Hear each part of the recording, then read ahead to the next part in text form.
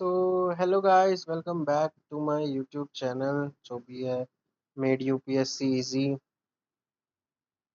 तो हमने जो लास्ट वीडियो में डिस्कस कर लिया था अपना सेकेंड ईयर, भैया हम देखो हम एक सीरीज लेकर के चल रहे हैं कि भैया हमने कब कब क्या क्या करना है। अगर हमें 21 साल की उम्र में एग्जाम देके अगर हमें एट लीस्ट प्री भी क्लियर करना है तो हमें एट लीस्ट क्या करना पड़ेगा। हमने कल देख लिया था, हमने क्या देख लिया था कल सेकेंड ईयर की जो भी हमने करना है। जो भी मतलब लाइक पीवाई क्यूज हो गया, एसेज हो गया, या जो भी है मतलब स्टैंडर्ड बुक्स हो गई, ये सब चीजें हमने देख ली थी। ये सेकेंड ईयर में आते आते एनी हाउ हमें ये चीजें निपटानी है। अब निपटानी ऐसे देखो, ऐसे की ऐसी जर्नी है, ऐसे जब तक आप मेंस का पेपर नहीं देके क्लियर करोगे तब तक आप रेगुलर लिखते रहो। महीने में एक लिखो, महीने में दो लिखो, एक दो ऐसे महीने में लिखो लिखो, ताकि भाई आप उस चीज की टेंशन ही मत लो गई मैं किससे इवेलुएट करवाऊंगा या किससे कौन क्या करेगा। नहीं, क्योंकि देखो एक बार आप लिख दोगे, आप जब दोबारा उसे गो थ्रू करोगे ना तो आपको अपने आप अपनी गलतियां दिखेंगी कि नहीं ये पॉइंट मुझे ऐसे नहीं ऐसा एक्सप्लेन करना चाहिए था, ये पॉइंट ऐसे नहीं ऐसा एक्सप्लेन करना चाहिए था।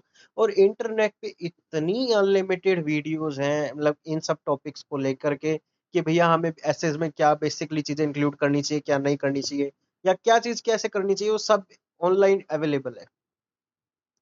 तो इन सब चीज के बारे में हमने सेकेंड ईयर हो गया। अब भैया अब आ गया हमारा थर्ड ईयर। अब ये हमारा देखो लास्ट ईयर ऑफ प्रिपरेशन है, नेक्स्ट ईयर हमें एग्जाम देना ही देना है एनी हाउ। अब आ गया हमारा थर्ड ईयर।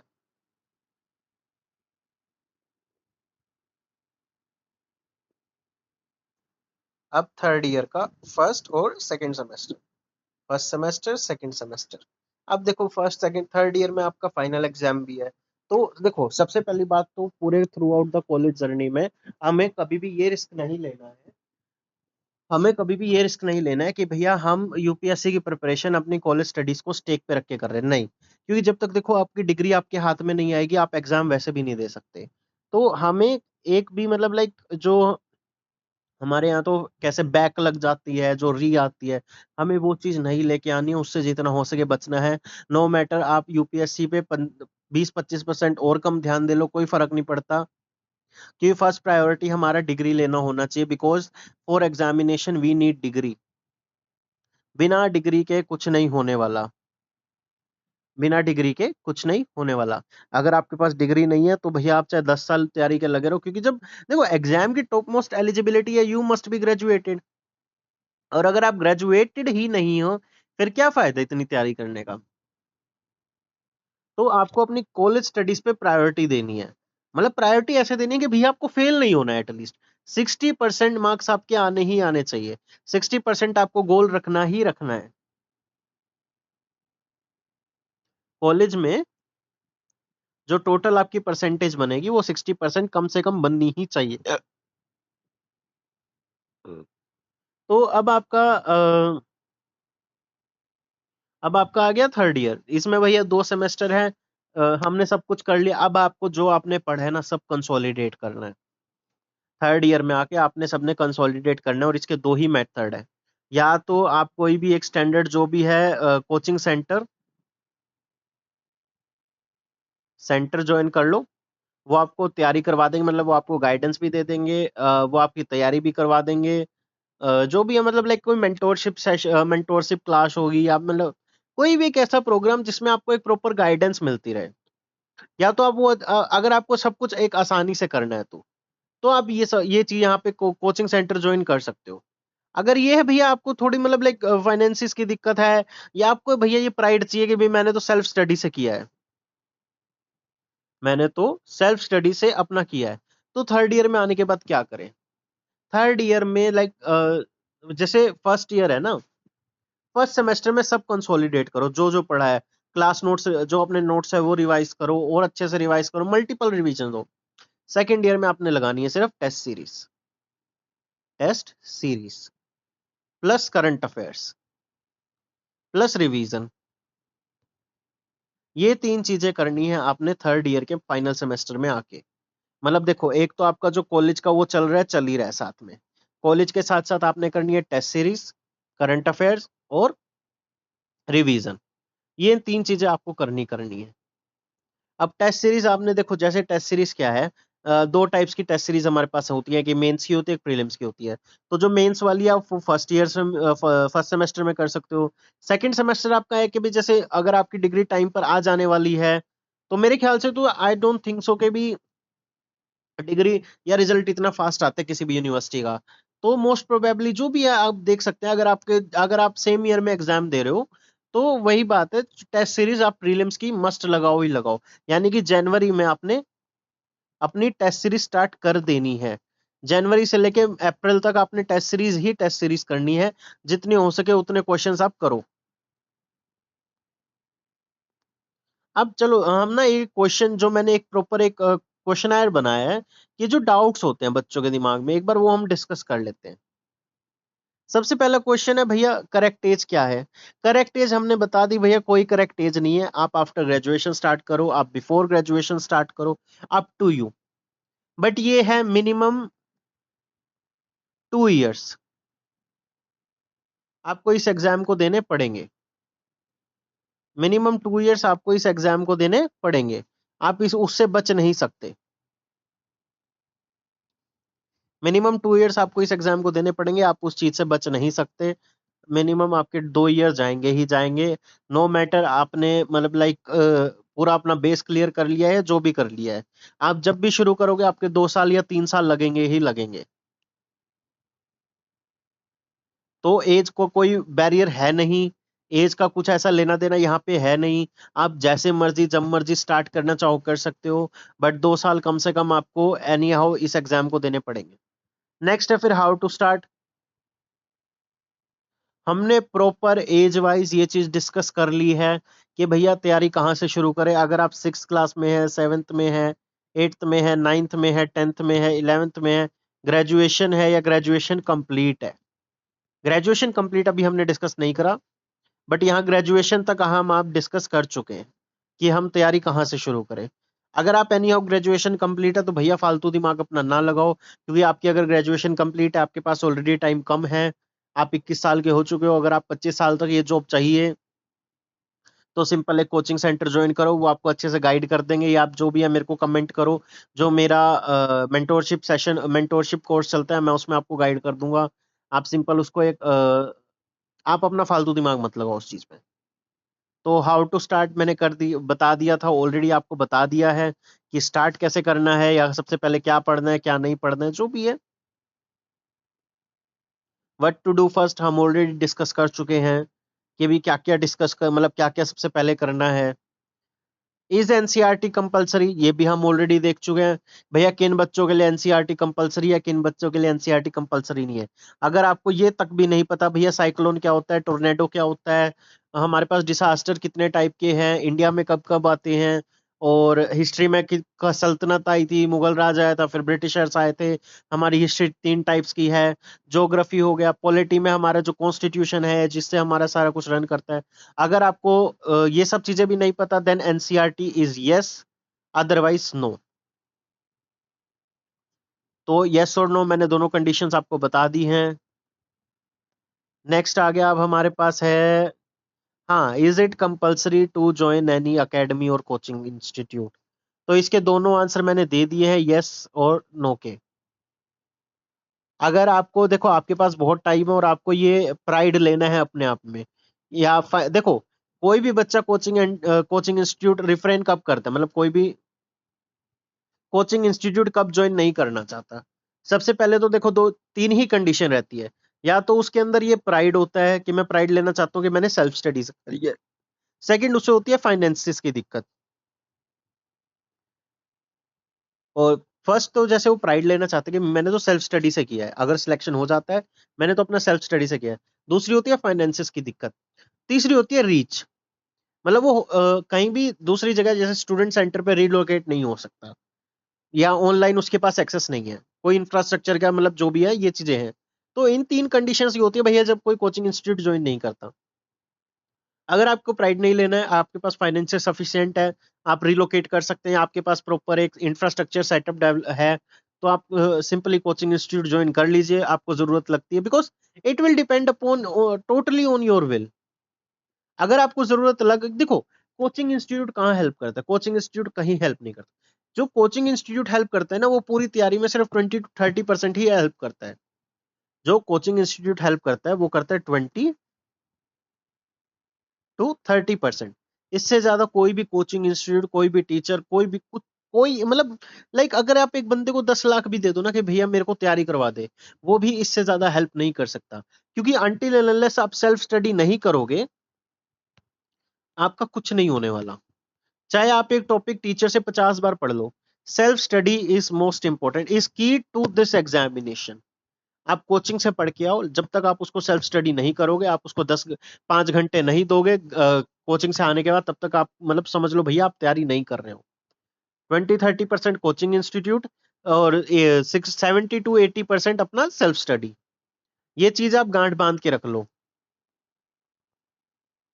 तो कोचिंग इंस्टीट्यूट का मैंने बता दिया भैया, कोचिंग इंस्टीट्यूट करेगा 20-30%। देखो कोचिंग इंस्टीट्यूट आपकी कहाँ कहाँ हेल्प करता है, देखो एक तो आपको टीचर प्रोवाइड कर देता है, यानी कि अगर कोई टॉपिक आपको समझ नहीं आ रहा है तो वो आपको कोचिंग इंस्टीट्यूट समझने में हेल्प कर सकता है। सबसे पहला टीचर, दूसरी गाइडेंस, तीसरी मेंटोरशिप, और चौथी लाइक अगर आप लगा लो ईज, ये ईज। ये चार चीजें आपको कोचिंग इंस्टीट्यूट प्रोवाइड करता है। आपको टीचर प्रोवाइड कर देगा, आपको गाइडेंस प्रोवाइड कर देगा कि कहाँ पे क्या करना है, आपको मेंटोरशिप दे देगा कि भैया आपको कोई भी प्रॉब्लम आ रही है तो आपको इस चीज से ऐसे निकलो। और चौथी में मोस्ट इंपॉर्टेंट कि भैया आपको अगर आंसर चेक करवाने या आपको कोई चीज समझ नहीं आ रही है, कोई चीज पूछनी है, आप कहीं पे डाउट हो, आपको मतलब जो भी है वो एक ईज प्रोवाइड कर देगा भैया आपको, जो भी आपको एट वन पॉइंट ये चीज मिल जाए। फिर आता है भैया कौन सी एकेडमी ज्वाइन करेगा, अगर करनी भी है तो। कोचिंग इंस्टीट्यूट हो गया भैया, ज्वाइन करना नहीं करना, अगर करना है तो कौन सी करें। देखो कुछ की एस्पेक्ट्स मैंने कोचिंग इंस्टीट्यूट के जरूर निकाले हैं। ये देखो, मैं ये नहीं कह रहा कि भैया भाई आप कोई hi fi coaching institute join करो जिसकी 4-5 लाख फीस है और ये है वो है कि वो बेस्ट होगा, नहीं मैं नहीं कह रहा, मैं ये चीज नहीं कह रहा, और मैं ये चीज भी नहीं कह रहा कि वो बेकार है। लेकिन कुछ की एरियाज हैं जिसपे कोचिंग इंस्टीट्यूट आपका खरा उतरना चाहिए।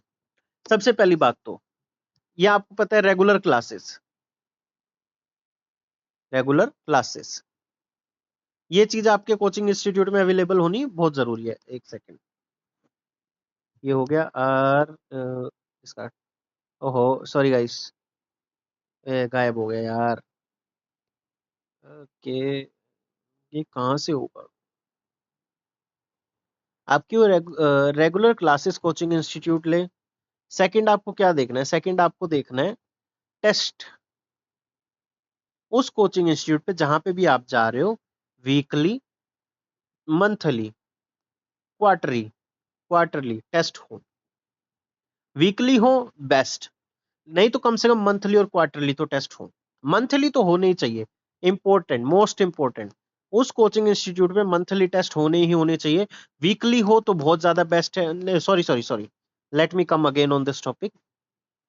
डेली, वीकली, मंथली, क्वार्टरली नहीं चलेगा भैया, क्वार्टरली मर्जी, क्वार्टरली कोई टेस्ट नहीं होता, क्वार्टरली फिर वो सेमीफाइनल्स टाइप ही आ जाते हैं। डेली टेस्ट हो बेस्ट है, वीकली टेस्ट हो बेस्ट है, नहीं तो कम से कम मंथली टेस्ट हो। डेली, वीकली, मंथली, ये 3 टेस्ट आपके पास होने ही होने चाहिए उस पर्टिकुलर इंस्टीट्यूट पे। मैटर नहीं करता भैया आप किसी हाई फाई में जा रहे हो या लो में जा रहे हो, नहीं, टेस्ट टेस्ट होने चाहिए, मेन हमारा एजेंट है टेस्ट का। ठीक है। नेक्स्ट होना चाहिए करंट अफेयर्स, भैया रेगुलर होनी चाहिए मंथली बेसिस पे या डेली बेसिस पे, डेली या मंथली, या sorry just a second, daily, daily, weekly और मंथली, ये भी डेली हो अच्छी बात है, वीकली हो अच्छी बात है, नहीं तो कम से कम मंथली होनी चाहिए। ये हो गया, ये हो गया। ये 3 चीजें आपको जरूर देखनी है कोई भी कोचिंग इंस्टीट्यूट ज्वाइन करने से पहले। आंसर राइटिंग आपकी डेली होनी चाहिए, आंसर राइटिंग डेली हो, करंट अफेयर्स डेली या वीकली हो तो बेस्ट है, नहीं तो मंथली होनी होनी चाहिए। आंसर राइटिंग डेली होनी चाहिए, टेस्ट आपका डेली, वीकली, मंथली होना चाहिए, और क्लासेस रेगुलर होनी चाहिए, ये तो चलो कॉमन सी बात है। फिर और नेक्स्ट क्या रह गया, देखो मेन तो ये 3 चीजें, अगर ये 3 चीजें कोई भी आपका कोचिंग, 3 से 4 चीजें अगर कोई भी कोचिंग इंस्टीट्यूट प्रोवाइड करवा रहा है तो ठीक है, नो मैटर उसकी फीस वगैरह क्या है। हाँ, टीचर्स के रिव्यूज उसके अच्छे हो काफी ज्यादा, टीचर्स के रिव्यूज आप एक बार देख लेना। टीचर्स उसके मतलब ये ना हो कि भी उनको कुछ पढ़ाना ही ना आता हो। तो ये तीन चार चीजें आपको देखनी बहुत जरूरी है। तो आप कोई सी भी ज्वाइन करो एकेडमी, डजेंट मैटर। मैं भैया किसी पर्टिकुलर एकेडमी का यहाँ नाम नहीं ले रहा हूँ, बट आप जिस जोन सी ज्वाइन करना चाहो वैसी ज्वाइन कर सकते हो। फिर नेक्स्ट सबसे इंपॉर्टेंट क्वेश्चन आता है, is it important to relocate some, कि देखो जैसे कुछ स्टूडेंट सेंटर्स हैं हमारे यहाँ। सबसे पहले तो दिल्ली है, फिर होता है हमारे पास अगर नीट जेई के लिए कोटा फेमस हो रखा है, या अगर यूपी में जाओ तो इलाहाबाद फेमस है। तो ये कुछ स्टूडेंट सेंटर है जहाँ पे सब स्टूडेंट्स आते हैं अपनी आगे की कोचिंग लेने या हायर एग्जामिनेशन की कोचिंग लेने। तो क्या ये हमारे लिए कंपलसरी है कि हमें किसी इनमें से किसी एक स्टूडेंट सेंटर पे शिफ्ट होना पड़े? देखो इसका मेरा सिंपल सा आंसर है। देखो आज का टाइम क्या हो रहा है, आज का टाइम ना ट्रेंड चेंज हो रहा है। जो स्टूडेंट्स है ना वो क्या कर रहे हैं, वो शिफ्ट कर रहे हैं। शिफ्ट किस पे कर रहे हैं, वो कर रहे हैं, देखो आज के बच्चे क्या कर रहे हैं, ऑनलाइन बहुत ज्यादा ना प्रेफरेंस ऑनलाइन को नहीं दे रहे हैं। वो ऑफलाइन से ऑनलाइन शिफ्ट हो रहे हैं, ऑफलाइन से ऑनलाइन शिफ्ट हो रहे हैं। तो रीलोकेशन जरूरी है। देखो रीलोकेशन आपकी क्या हेल्प करता है, रीलोकेशन आपकी, जब अगर आप कहीं स्टूडेंट सेंटर पे जाके रहोगे, अब मान लो आप यूपीएससी के लिए ही प्रिपेयर कर रहे हो, आपको एक स्टूडेंट सेंटर पे रिलोकेट हो गए, तो स्टूडेंट सेंटर पे क्या होगा, सॉरी मैं जो भी है मतलब आप समझ लेना, एक ऐसा एरिया जहां पे उसी पर्टिकुलर एग्जामिनेशन के बच्चे रहते हैं। आप स्टूडेंट सेंटर पे क्या होगा, आप यूपीएससी खा रहे हो, पी रहे हो, यूपीएससी सो रहे हो, यूपीएससी जाग रहे हो। मतलब आप अगर जब भी कोई बात हो रही है यूपीएससी से रिलेटेड ही बात हो रही है आपके आसपास, आप इसके अलावा कोई और बात कर ही नहीं रहे। यानी कि अगर आपका कोई दोस्त भी आएगा वो पूछेगा, ओए तूने आज की आंसर शीट, आज के क्वेश्चन आंसर्स करे कि नहीं करे, ओए आज का तूने टेस्ट अटेम्प्ट करा कि नहीं करा, ओए तूने ये अखबार ये खबर पढ़ी कि नहीं पढ़ी। खाना खाते टाइम भी आप यूपीएससी के बारे में बात करोगे, सोते जागते सब यूपीएससी के बारे में बात करोगे। स्टूडेंट सेंटर पे रिलोकेट होने का ये एक फायदा होता है। दूसरा कि भी आपको ऑप्शंस बहुत ज्यादा मिल जाते हैं यहाँ पे। यानी कि अगर आपको अपना स्टडी मटेरियल पसंद नहीं आ रहा, आप दूसरी कोचिंग का स्टडी मटेरियल यहाँ पे इजीली अवेलेबल करवा सकते हो। तीसरा फायदा क्या होता है कि भी घर वालों से दूर रहते हो तो यहाँ पे जो स्टडीज का टाइम है, स्टडी के लिए टाइम है, वो आपको इंक्रीज हो जाता है। मतलब आप और अच्छे से स्टडी पे फोकस कर पाते हो। तो ये तीन चार बेनिफिट्स आपको मिलते हैं अगर आप किसी भी स्टूडेंट सेंटर पे रिलोकेट हो जाते हो। अगर आप नहीं भी हो रहे, बिकॉज आजकल देखो ट्रेंड काफी ज्यादा चेंज हो रहा है। बच्चे क्या कर रहे हैं भैया, अपने घर पे रह के ही अपने मतलब और काम धंधा देखते हुए भी अपना वहीं की वहीं ऑनलाइन तैयारी कर रहे हैं। तो रिलोकेट हो रहे हो तो वेल एंड गुड है, नहीं हो पा रहे हो तो कोई बात नहीं, कोई फर्क नहीं पड़ता। आप और थोड़ी मेहनत और थोड़ा जो अपना हार्ड वर्क है, जो अपनी डेडिकेशन है, थोड़ी सी और बढ़ाओ, तो आप बिना लोकेट हुए भी अपना बेस्ट अपना यहाँ पे दे पाओगे। नेक्स्ट एट्थ क्वेश्चन आता है, इफ आई लाइक, अगर क्या इस पे एग्जाम के लिए टॉपर होना कंपलसरी है? तो ऐसा कोई क्राइटेरिया ही नहीं है। अगर यूपीएससी को टॉपर्स चाहिए होते तो वो सिर्फ ये नहीं करता भैया आप पास होने चाहिए, नहीं, टॉप वो कहता भैया आपकी ग्रेजुएशन में 70 या 80% से ऊपर आने चाहिए, या अपनी ग्रेजुएशन आपको टॉप करना होना चाहिए, नहीं। हाँ, यूपीएससी को टॉपर्स चाहिए ही नहीं। यूपीएससी को वो बच्चा चाहिए जो एक क्रिटिकल से क्रिटिकल कंडीशन में एक सही और डेडिकेटेड आंसर ले सके, सॉरी, एक डेडिकेटेड स्टेप ले सके। जैसे कि अभी कोरोना आया था, कोरोना में क्या चाहिए था, कोरोना में हमें चाहिए था जो मेंटली स्टेबल इंसान हो, जो मेंटली इमोशनली स्टेबल इंसान हो, जो पूरे डिस्ट्रिक्ट को अच्छे से मैनेज कर सके। वहां पे कहीं पे ये क्राइटेरिया आया था कि भैया अगर आप एक टॉपर हैं तो ही आप कोरोना को अच्छे से मैनेज कर पाओगे? नहीं, ऐसा कुछ नहीं है। और कितने ही सिविल ये एस्पिरेंट ऐसे हैं जो टेंथ फेल हुए हैं, जो टेंथ फेल हुए हैं, ट्वेल्थ फेल हुए हैं, ये जिनके ये लाइक बहुत उनको को बहुत ज्यादा मार्क्स आए नहीं है, कि उनको ग्रेजुएशन में आए ही 40% है, 10 ट्वेल्थ में 40% मार्क्स आए। कितने सिविल सर्विसेज में सिविल सर्वेंट ऐसे हैं जिन मतलब लाइक मीडियोकर से मीडियोकर अपनी क्लास अपनी स्टडीज में रहे हैं, लेकिन एक टाइम के बाद उन्होंने स्टडीज में ऐसी डेडिकेशन दिखाई कि भी आज वो इंडिया का one of the toughest exam clear करके एक बहुत अच्छी पोस्ट पर बैठे हुए हैं और एक पूरा डिस्ट्रिक्ट चला रहे हैं। तो यहाँ पे देखो ये एक ओरिएंटेशन सेशन कह लो या एक मेंटोरशिप सेशन कह लो, इसको कुछ भी कह सकते हो आप, जो भी नाम देना चाहो दे सकते हो। यहाँ पे हम एक ये चीज खत्म, यहाँ पे अब यहाँ पे एंड करते हैं। अगर इन क्वेश्चंस के अलावा आपका कोई भी एक क्वेश्चन है, कोई भी क्वेश्चन है, तो आप वो कमेंट कर सकते हैं, वो मुझे मिल जाएगा, मतलब वो जब मैं कमेंट पढ़ लूंगा मैं आपको फिर उसके रिगार्डिंग आपको दोबारा बता दूंगा।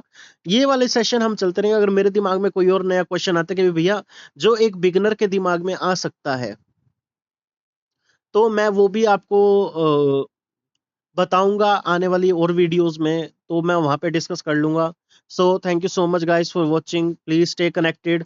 हाँ, यहाँ पे अब हम नेक्स्ट जैसे एक सेशन और करेंगे जो न्यूज़पेपर के रिगार्डिंग होगा, और उसके बाद हम ऑफिशियली अपना ज्योग्राफी स्टार्ट कर देंगे। So stay connected for next classes. हम नेक्स्ट नेक्स्ट सेशन करेंगे अपना न्यूज़पेपर के ऊपर। न्यूज़पेपर में मैं आपको क्या बताऊंगा भैया कि भी आपको न्यूज़पेपर में क्या पढ़ना है, मैं समझाऊंगा नहीं भैया क्या है क्या नहीं है, लेकिन मैं सिर्फ इतना बताऊंगा कि आपको न्यूज़पेपर में क्या पढ़ना है और क्या नहीं पढ़ना है। So thank you so much guys for watching. Please stay connected. Share, subscribe my channel. Whatever you want to do. वैसे कोई मुझे लग नहीं रहा कोई ये वीडियो देख भी रहा होगा। अगर कोई देख रहा हो तो भैया प्लीज एक कमेंट तो कर दो। मैं ऐसे ही बनाया जा रहा हूँ बट ठीक है, कभी ना कभी किसी ना किसी की हेल्प तो हो ही जाएगी। So thank you so much guys for watching.